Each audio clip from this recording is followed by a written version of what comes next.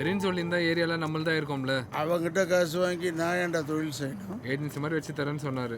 நாங்களும் செட்டில் ஆகணும்ல. பங்கு பழகுனா உசுறு கொடுப்பா மதுரக்காரன் என்ன ஏஜென்சினா வாய பொழுக்குதோ? புரியாம பேசாதடா.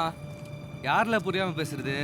நான் இங்கிட்டு போனதோ நீ அங்கிட்டு போய் ஒட்டிக்கிட்டு முதல்ல குத்துனாலும் குத்துவல. டேய், போலீஸ்கார சவகாசம் நல்லதில் முடியாதுடா.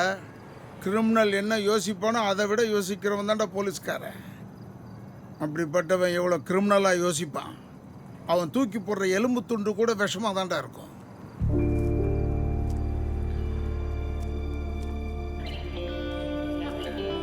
பைத்தியக்காரன் மோதி.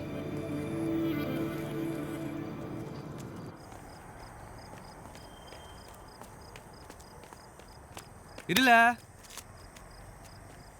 சும்மா சாக்கா சொல்லாதுல. உள்ள நினைச்சது தான் பேசியிருக்க. யோ பங்கு, திரும்ப திரும்ப இப்படி பேசாத, கோவம் வருது. உன் கோத்து தூக்கி உடப்புல வை. அப்ப நம்ம அண்ணாச்சிக்கு எப்படி இருந்திருக்கோம்? பா சாமி, நாளைக்கு அவர்கிட்ட மன்னிப்பு கேட்டுற போதுமா? மன்னிப்பு கேட்டா பேசுனதெல்லாம் மறந்துடுவாங்களா? இலை அவன் தான் மன்னிப்பு கேட்கறேன்னு சொல்லுதான்ல. சொல்லுங்கம்மா. நீ ஏம்ல சொன்னதையே திரும்ப திரும்ப சொல்லிக்கிட்டு இருக்க? உனக்கு என்ன பிரச்சனைன்னு தெரியாது, போய் வேலையா பாரு. என்னமோ பண்ணு. நான் வாரேன். இரு பங்கு, சாப்பிட்டு போயிடு. இல்ல வேணாம். பங்கு இதுக்கெல்லாம் கோச்சுக்கலாமல்ல? நம்ம அண்ணாச்சியில நம்மள தப்பா நினைச்சிட கூடாதுல்ல. கோச்சிக்கிட்டு போற வந்து சாப்பிடு. இதோ வந்துடுறேன். ஏல நீ ஏன்டா இங்க வந்து உட்காந்துட்ட? உன் பொண்டாட்டி என் கூட சண்டைக்கு வருவா? போ மேல போய் சாப்பிடு. அவ ஆசையா சமைச்சு வச்சிருப்பாளாம். இவர் இங்க வந்து உட்காந்து சாப்பிடு வரான்.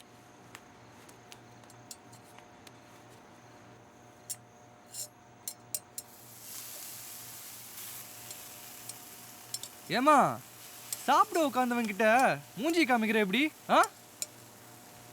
கொன்றுவேன். ஏண்டா நமக்காக ஒருத்தி காத்திருப்பாங்கிற நினைப்பு இல்லாம ஒருத்தர் இருப்பானாடா? இந்த காலத்து பிள்ளைங்களுக்கு இதெல்லாம் எங்க தெரிய போகுதோ? நான் வெளியே போயிட்டு வந்துடுறேன்.